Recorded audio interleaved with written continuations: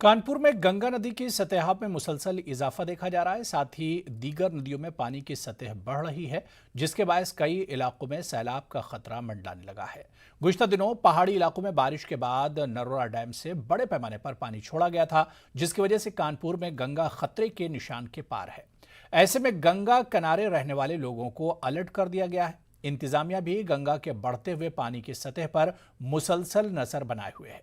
इसके साथ ही पांडु नदी में पानी की सतह बढ़ने से ज़ेरे आब इलाके में वाकई कई इलाकों में पानी भरना शुरू हो गया है।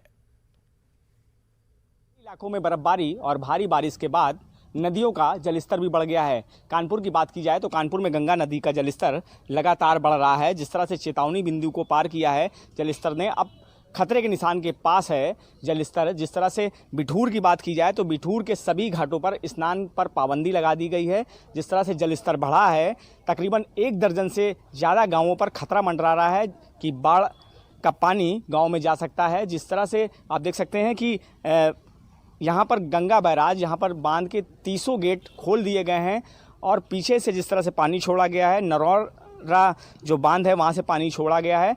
आने वाले दिनों में ये जलस्तर और बढ़ सकता है, लेकिन बात यह है कि जिस तरह से मानसून में भी इतना पानी नहीं बढ़ा था गंगा में, और अब अक्टूबर के माह में जिस तरह से पानी बढ़ रहा है, तो कहीं ना कहीं प्रशासन के लिए भी ये चिंता का विषय है। कानपुर से संदीप सविता, न्यूज़ 18 उर्दू।